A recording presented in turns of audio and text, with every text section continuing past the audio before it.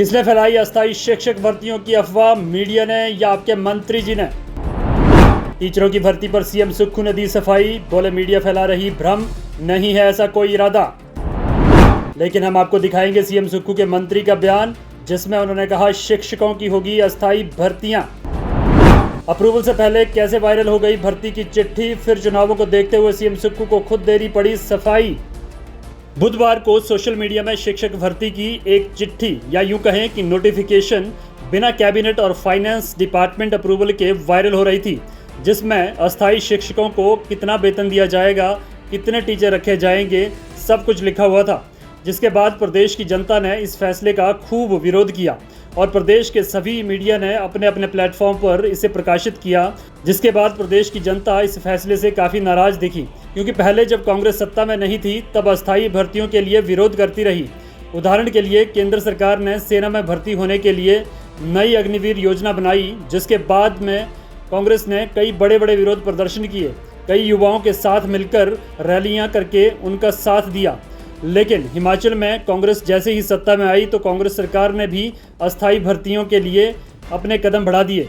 लेकिन इसका विरोध होने के बाद फिर मुख्यमंत्री सुक्खू ने इस फैसले के अप्रूवल से पहले ही वीरवार को खुद मीडिया के सामने आकर बयान जारी किया और कहा कि उनकी सरकार कोई शिक्षकों की अस्थायी भर्तियों के बारे में नहीं सोच रही।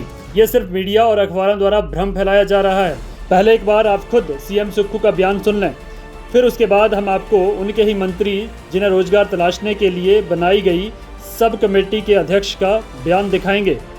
हिमाचल प्रदेश सरकार कहीं भी अस्थायी टीचरों की नियुक्ति करने नहीं जा रही है। मैंने भी अखबारों के माध्यम से आज सुबह पढ़ा कि सरकार ने शिक्षा निदेशक, उपनिदेशक के माध्यम से नियुक्तियां करने जा रही है। किसी भी प्रकार की बैकडोर नियुक्तियों का सरकार की कोई मंशा नहीं है और जो नियुक्तियां होगी वो पब्लिक सर्विस कमीशन के तहत की जाएगी। इस प्रकार का भ्रमजाल अखबारों के माध्यम से जो फैलाया जा रहा है, सरकार की इस प्रकार की कोई नीति नहीं है। हिमाचल प्रदेश सरकार पारदर्शिता में विश्वास रखती है। इस दृष्टिकोण से हमारी सरकार जब भी इन टीचरों की नियुक्तियां करेगी जहां स्कूल खाली है तो पारदर्शिता के आधार पर करेगी। और निश्चित तौर पर मैं कह सकता हूं जिस प्रकार अखबारों में आया है ये सब बातें गलत है। तो आपने सुन लिया ना कि किस तरह से सीएम सुक्खू ने इस सब के लिए मीडिया को जिम्मेदार ठहराकर मीडिया के सर ठीकरा फोड़ दिया है और कहा है कि उनकी सरकार का कोई ऐसा विचार नहीं है। उन्हें खुद ये बात अखबारों के माध्यम से पता चली है। तो चलिए अब हम आपको उस बयान की तरफ ले चलते हैं जो सुक्खू सरकार के उद्योग मंत्री और रोजगार तलाशने के लिए बनाई गई कैबिनेट सब कमेटी के अध्यक्ष ने बैठक के बाद प्रेस कॉन्फ्रेंस में दिया था। नहीं, देखो, हमने इसमें सिर्फ फ़र्क ये है कि हम उसको जो है हम ये रिजर्वेशन का रोस्टर भी लागू लगाएंगे, इस पर आरएनपी रूल्स भी लागू होंगे। जो एक रेगुलर भर्ती के लिए जो है जो पैरामीटर्स हैं, जो पैमाना एक रेगुलर भर्ती के लिए वही पैमाना होगा। फ़र्क सिर्फ ये होगा रिक्रूटमेंट एजेंसी भी वही होंगी। अब अगर जैसे जेबीटी है, टीजीटी है, सीएंडवी है, उसकी जो रिक्रूटिंग एजेंसी होती है वो डिप्टी डायरेक्टर एलिमेंट्री होता है। तो इस प्रोसेस में भी जो रिक्रूटमेंट है वो डिप्टी डायरेक्टर एलिमेंट्री ही जो करेगा।